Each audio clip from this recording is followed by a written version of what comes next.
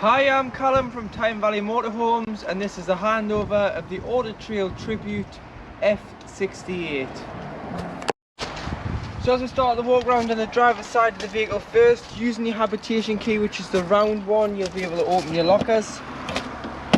This locker you have your cassette, so ensuring that the blade's closed on the inside of the toilet, which I'll show you when inside, you'll be able to lift the blue lever, slide the cassette free of the vehicle.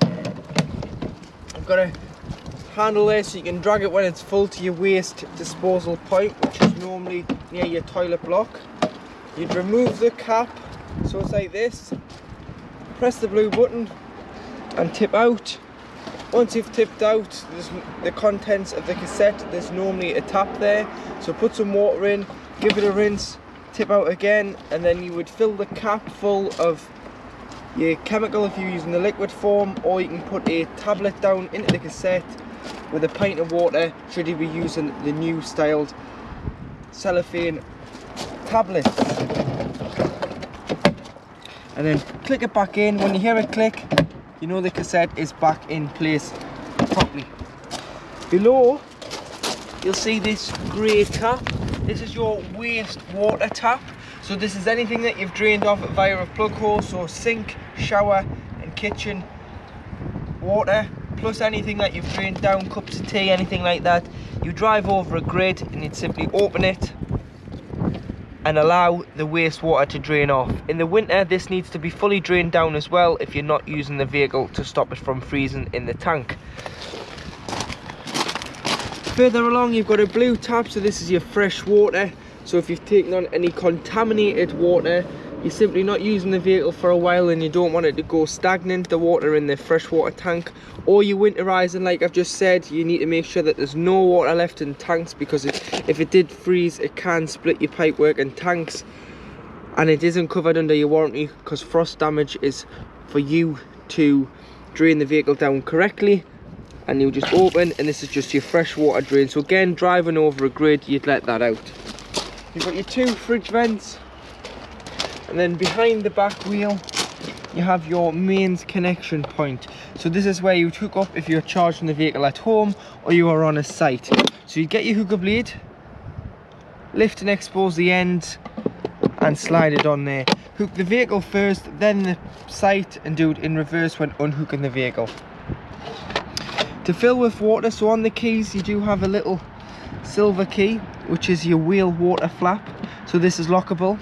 Lift it up, put a hose pipe in there, fill until it overflows, until you're happy you've got enough water on board, which you can see on the main 12-volt control panel. So carry a hose pipe with you and some hose pipe connections, because it's mainly just a brass tap on most sites. At the back here you do have your storage. You've got your carpets,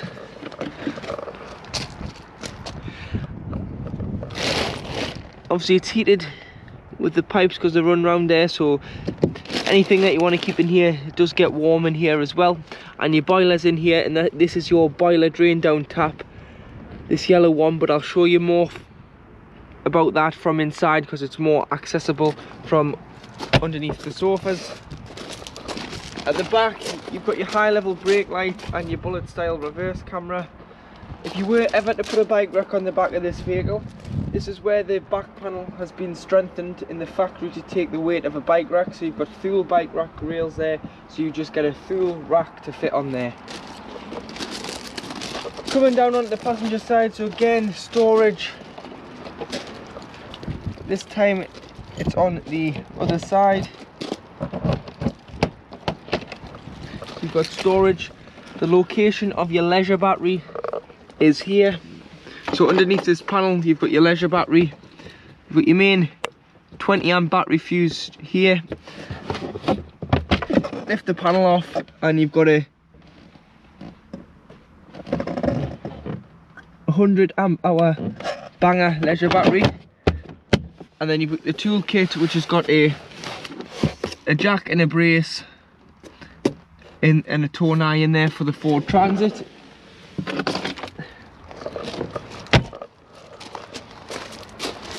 There is a spare wheel on this model which is underslung as well, so underneath the vehicle you do have a spare wheel there, so that toolkit in there will help you change your wheel.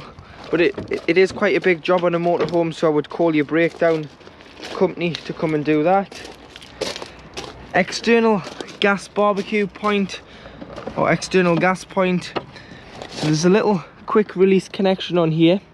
Cut that off, push that into here, get yourself a Jubilee clip and some gas hosing, and you can connect it to your Cadec, your awning heater, your external barbecue, and turn the tap, and this will work off the main bottle on board instead of carrying a spare to operate the barbecue or awning heater.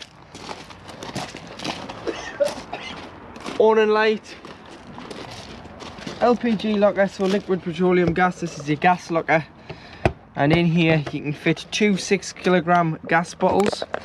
So first of all, get the bottle in, strap it in with the straps provided. Then to connect this type of pigtail, it's hand tightened, so it's left to tighten, right to loosen, so opposite threads with it being gas. And then turn the bottle on and off at the top of the bottle. Always ensure that the bottle's turned off before you travel, for safety for you and other road users. And like I say, always make sure it's strapped in so that the bottles don't move when in transit. And you can get a spare at the back, so you've always got a spare should one bottle run out. You can just swap them round in the locker, so put the empty at the back and the full at the front, and connect your pigtail back up. On the passenger door of the Transit, you do have your diesel filler, so it's a capless system, so you just push your filler into there and it'll open. And then below, because it's a new styled diesel engine, it does have the AdBlue, so it'll indicate on the dash with a mileage countdown of how long you've got until the AdBlue's to 0. So from a full tank it'll do about 5,000 mile. At about 4,000 mile in, it'll give you a 1,000 mile countdown. If you just top it up as soon as you can, so you can buy it on the pumps, which is cheaper like the wagons, or you can buy it in the drums, which is a little bit more expensive because obviously you're paying for the drum as well. Just top it up as soon as you can, otherwise there is chance that the engine won't start, or it'll go into limp mode to restrict it, which is 50 mile an hour max speed.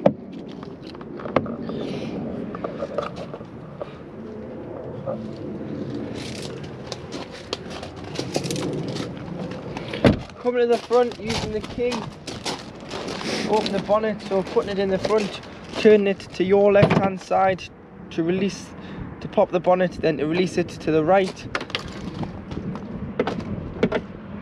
You've got your various fluids under here, so you've got your screen wash, your engine oil, your brake fluid, your dipstick, which is this yellow one here for checking the levels, and your coolant. And then if you wanted a jump start, you'd earth off the engine hoist here and positive underneath here. And then weight plate, so 3.5 ton gross vehicle weight. You've got a ton weight behind you, so you can tow a ton to 4.5 ton, which is the motorhome. Whatever you're towing can't exceed 4,500 kilograms. So to operate your 12 volt control panel, if you're hooked up, you'll have 240 volt, which means when you turn the master switch on, you'll get mains power. If you're not, then you will just get 12 volt. So in the top left hand corner, you've got your on off button, which is your master switch. Then underneath, you've got your master switch for your lights, which are all then individually switched around the motorhome. And below that, you've got the pump, which will pressurize the water for the taps, toilets and shower. Should there be no water on board, don't put the pump on because you'll burn the element out. But when you need to operate the water, you have to have the pump on to pressurize it, otherwise you'll not get anything through the taps. In the right top corner, you've got an awning light, which is the light on the outside of the vehicle. And then you've got your levels here, so you can view your levels. So you can scroll through, it'll tell you the time, the leisure battery reading, the vehicle battery reading, the fresh water and the wastewater reading, and then your select battery always wants to be the leisure. If that ever says vehicle, you'd enter and you'd change that, because you wouldn't want the motorhome to be running off the Ford engine battery. You would be wanting it to run off the independent leisure battery, and it'll tell you the internal temperature and humidity, and then like I've said, you can change your time when the clocks go back and forth, which will display on the top of this control panel. So to operate your wheel heat air system, you've got two dials. So first of all, you just wave your hands over them to wake them up. You've got the 3 heat symbol, this indicates heating, and you've got the one that indicates water.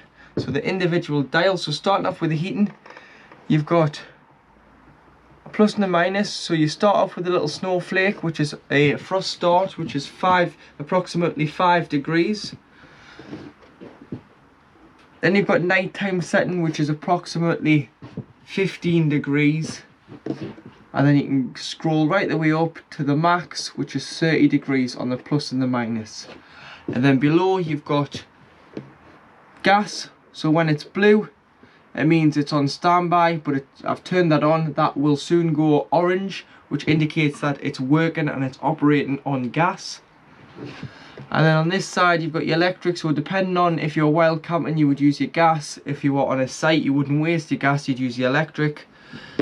So you've got 3 little dots above so you've got 750 watts on the 1 dot. The 2 dots is 1.5 kilowatts,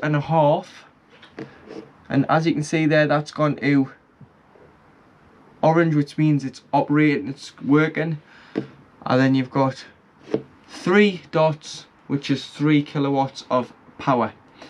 So normally, depending on what the amperage the site gives you, will determine whether you have it on 750 watts, 1.5 kilowatts, or 3 kilowatts. And you can see there the gas has actually primed itself through and it's lit on gas. By all means, you can have it on the settings that we've got it on now, which is gas and electric together. If you were away in the colder months, you can have it on both, which will drastically reduce the time it takes to heat the vehicle or the water. And then you've got exactly the same for the water. So 5 degrees frost start, 40 degrees of heating your water, or 60 degrees. And then you've got gas. You turn that on. Blue means it's on standby. When it goes to orange, like this one has, it's operating. And then you've got 3 dots on the electric. So just press and hold.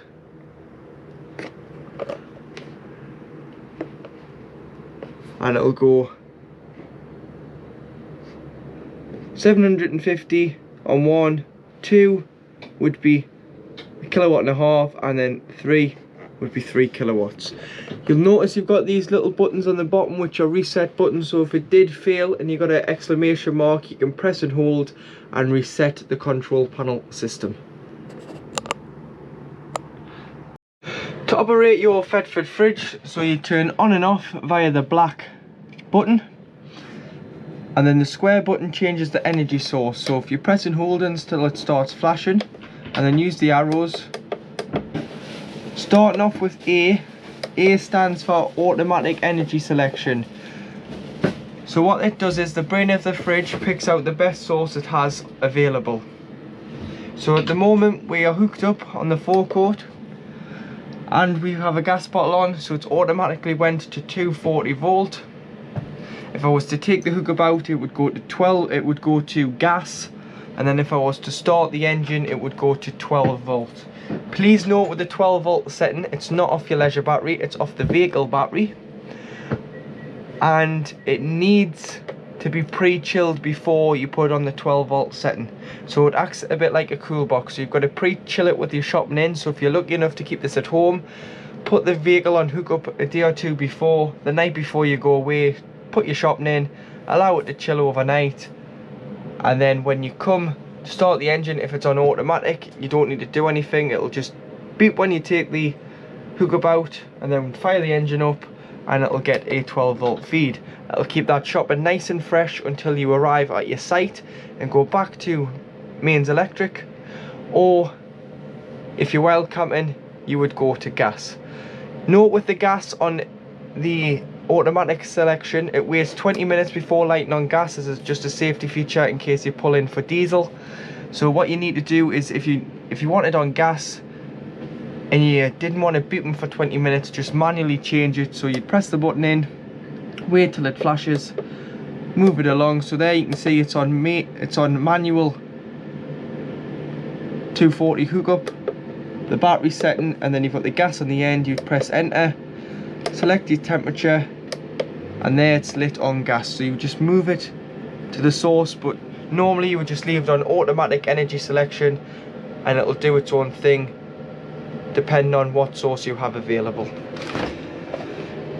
When you finish with the fridge, regardless if it's winter or you're just not using it for a month or so, if you clean your fridge out and then just leave the door open, so pop the blue tab in the middle, rest it up against it, and as you can see there, the door's not shut, it's just sitting up against that blue catch, and air circulation is going in and out of the fridge to stop any mold and bacteria from forming.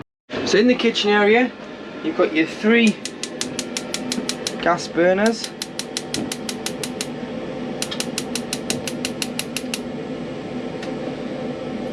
Allow these to cool before you put the cooker hood down, and then below you've got your oven, and then above the oven you do have the grill. With the grill you may need to hold the knob in for approximately 3 seconds longer to allow the gas come through the crash valve like it's gone out there. So just hold it on, it'll keep the nib warm and it'll allow the gas to circulate through the valve. Below you've got storage, you've got your gas isolation tabs, so you've got 6 of them which do the various gas appliances on board. Any problems with gas, turn the bottle off to be safe. These are mainly for when the vehicle is annually serviced. On the habitation side, so you've got your grill pan in there, some storage, and a slide out cutlery tray underneath the sink.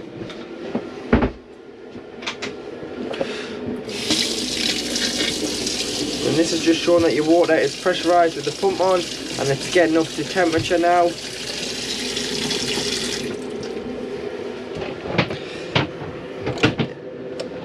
You've got your lights in the back and then your light in the kitchen on these 2 switches, and a 240 plug when hooked up that'll operate. Storage above the kitchen. Next to the fridge you do have your freestanding table, so that can go and stand in the back or stand outside if it's a nice day. Pressing this button, this is your TV stand, so it's a bracket, you can pop your TV on there and then slide it in, and it's got a little catch on to lock it in when travelling. And you've got a 12 volt and a TV point, and then twin USBs for your devices for charging, and a handy shelf. Storage above the lockers, but you've got your TV aerial.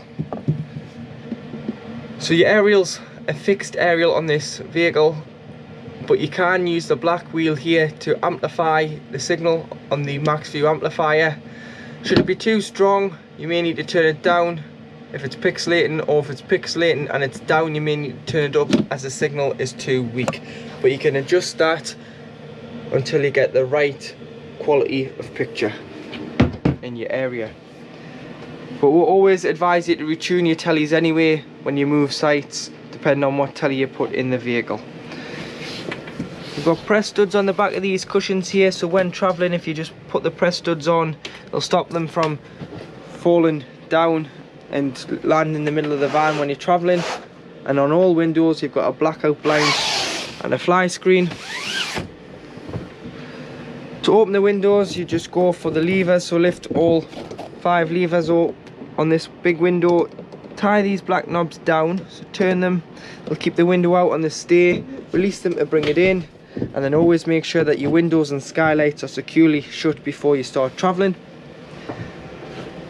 You've got independent reading lights, so you can turn these on or off depending on who wants the reading light on. And then underneath here, so if you lift off all the cushions,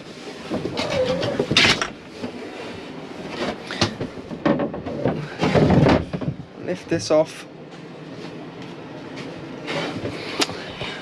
you've got storage.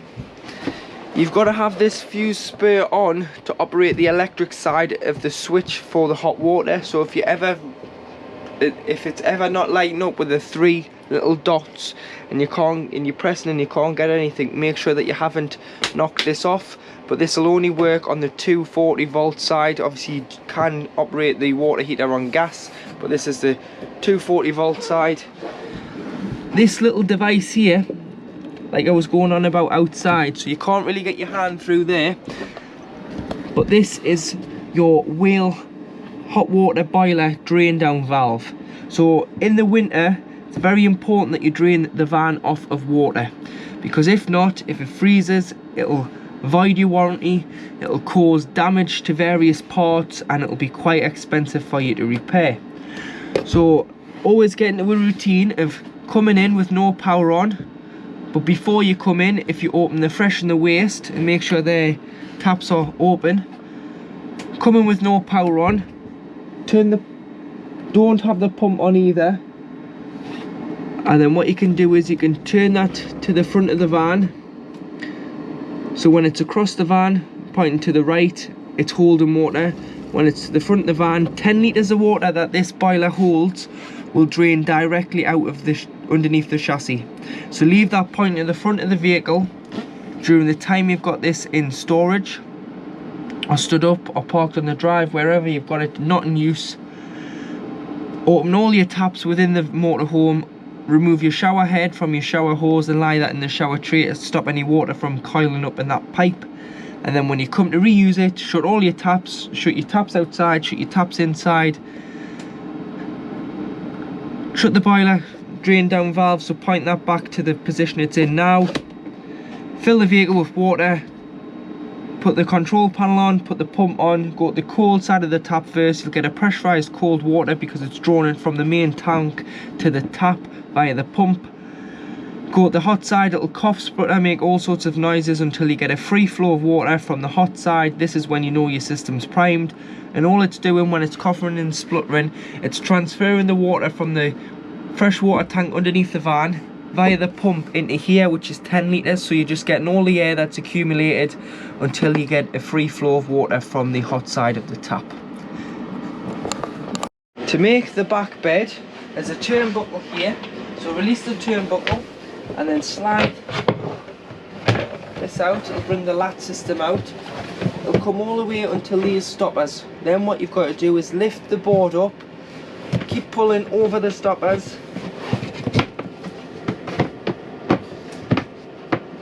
until you get to the other side, and that's it in position. And then you would use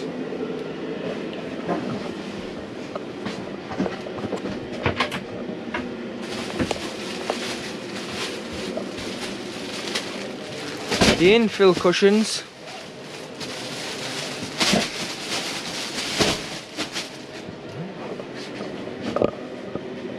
into the space.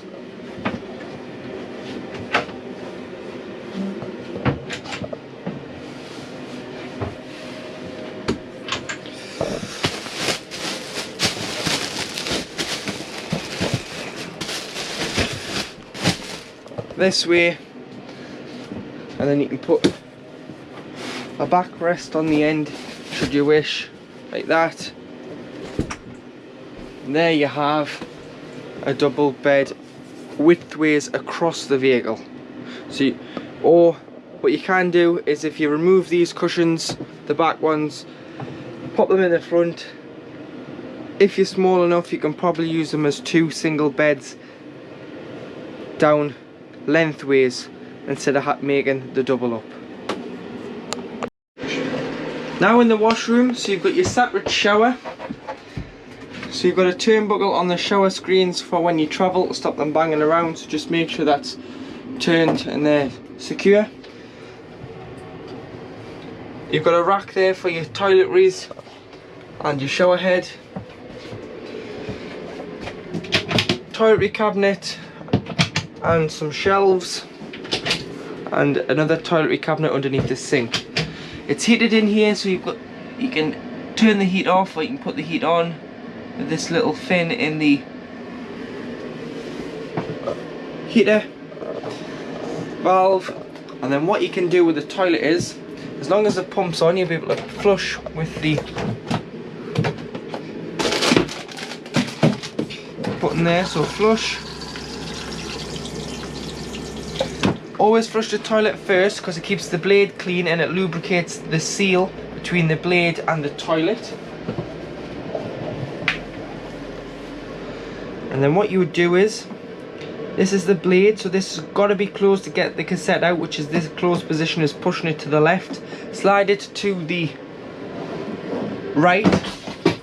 Use the toilet with the blade open. Flush after use. If you're going to use any pink toilet cleaner, spray before you flush. It'll do the same job but just diluted in a spray bottle. And then push this back to the left, which will isolate the blade and close the cassette. So if you wanted to get it out, you can. In the back left hand corner you've got a green little indicator. When that goes to red, it means the cassette is full and it's time to change the cassette. Empty it, top it up with chemical or one tablet once you've emptied it and you've rinsed the cassette out. At the front of the vehicle, opposite to the toilet, you do have your wardrobe. So you've got a large wardrobe there, and then below, this is where your Sergeant power supply unit is, which is an EC176 power supply unit. So you've got a system shutdown button here, so if you press that, that'll stop any power drain when you're storing the vehicle in the winter. But it will turn off the head unit in the cab, so the likes of your reverse camera and things won't work because this is off, because it's not sending the 12 volt feed to the head unit. So do take that in mind. You've got all your 12 volt fuses which are listed here, the ampage and what fuse does which appliance. And then on the right hand side you've got your RCD and your MCBs, so your trips. So if you trip the vehicle out, you can try here before you try your main site. On the door you've got your unique build number. So each vehicle that Auto Trail produce, they give it a build number. So if you ever need a warranty claim, parts in the future, quote that number to an Auto Trail dealer. They'll be able to order the parts for your vehicle through Auto Trail and they'll know which part is correct for which vehicle.